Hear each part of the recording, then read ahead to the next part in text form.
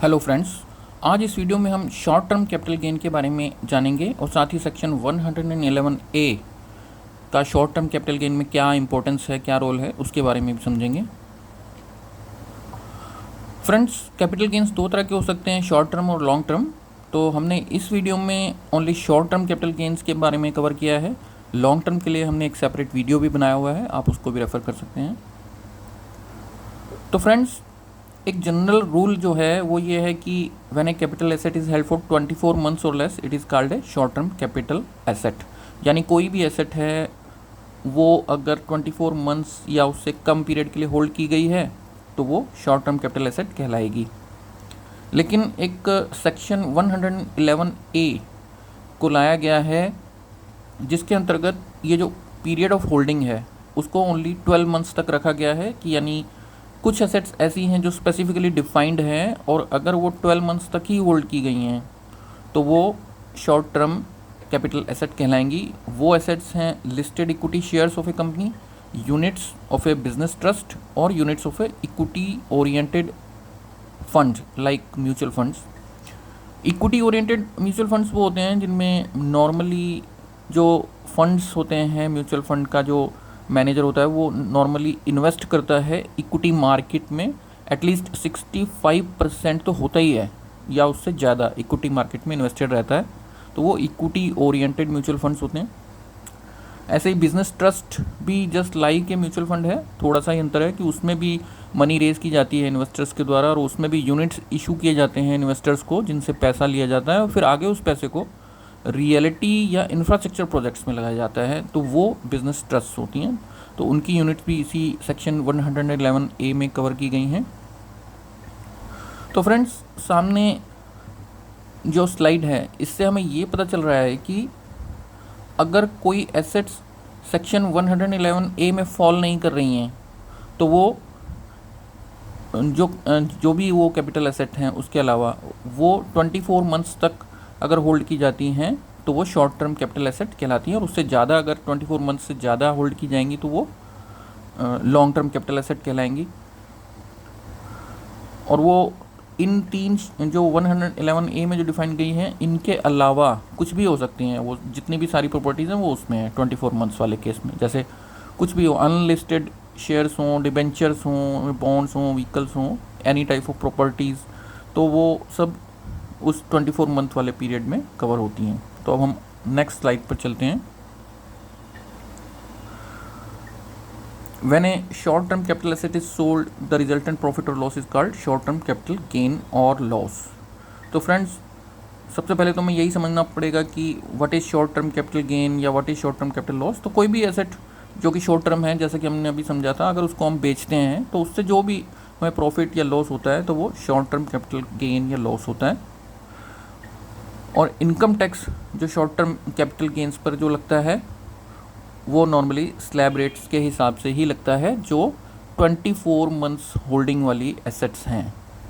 इसके अलावा सेक्शन 111 ए में जो 12 मंथ्स होल्डिंग पीरियड वाली जो एसेट्स जो हमने अभी पीछे स्लाइड्स में देखा था जिसमें इक्विटी शेयर्स एट्सेट्रा हैं, उनके केस में जो टैक्स जो चार्ज होता है वो 15% है। हालांकि ये चेंज हो चुका है सिंस बजट 24 सिंस 23 जुलाई 24 ये रेट 20% हो गया है। तो शॉर्ट टर्म कैपिटल गेन्स अगर equity shares, mutual funds etcetera पे लगता है तो आज की डेट में 20% के रेट से वो टैक्स लगेगा, फ्लैट रेट। और उसमें एक कंडीशन भी होती है कि STT उन पर पे किया गया है, सिक्योरिटीज़ ट्रांजैक्शन टैक्स।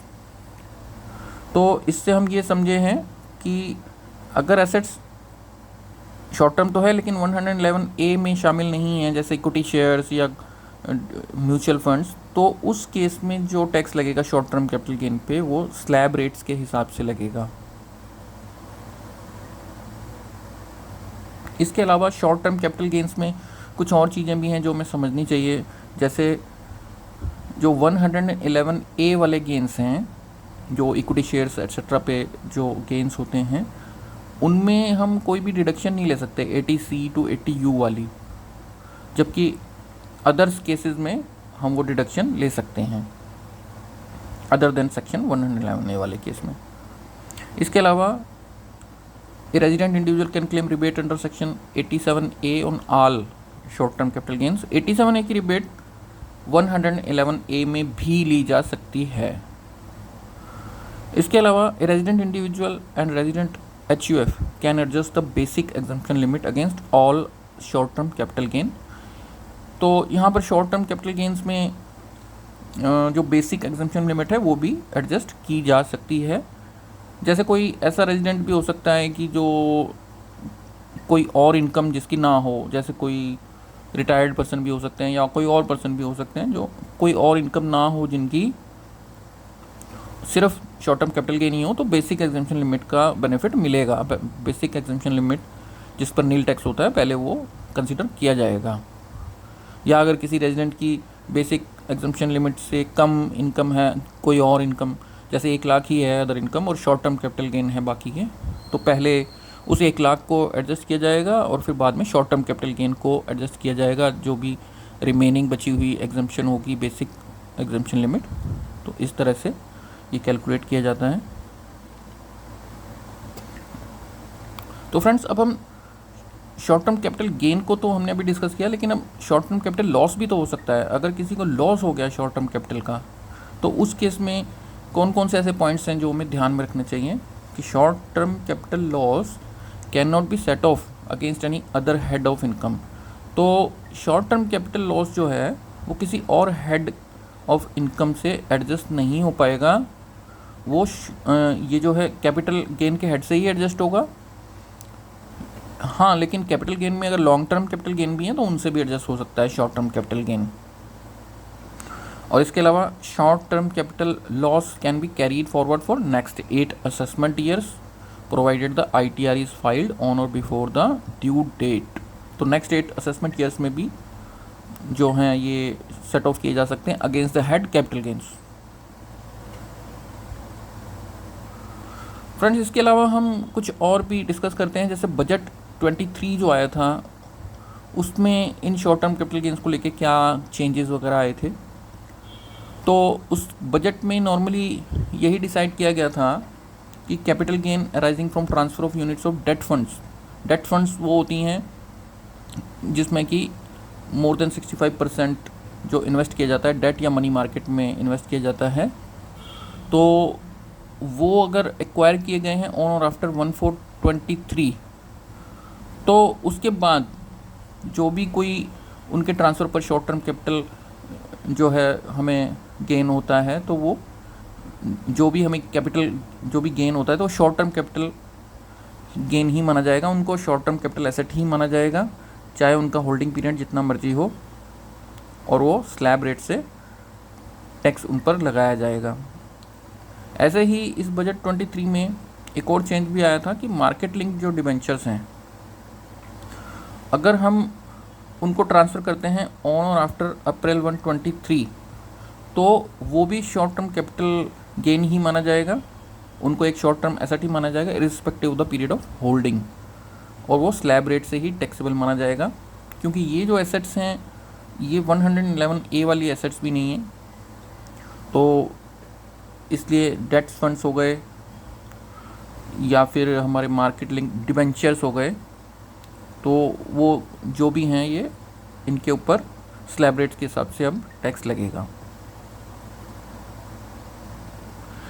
और बजट 24 में क्या इम्पैक्ट्स आए थे? As per budget 24, capital gains on sale of unlisted debentures and bonds transferred matured on or after 23 July shall always be short term and be taxable at slab rates.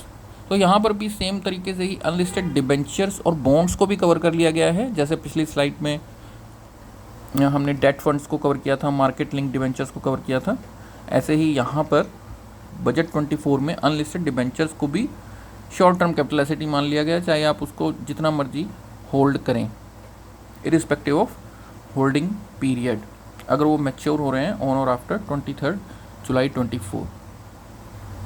इसके अलावा rates of tax इस budget 24 में 111A में 15% से 20% हो ही गए हैं from 23 जुलाई 24, जैसा कि हमने फर्स्ट स्लाइड में भी देखा था। So that's all for this video friends. अगर आपको ये वीडियो अच्छा लगा हो तो लाइक और शेयर ज़रूर करें। Thank you.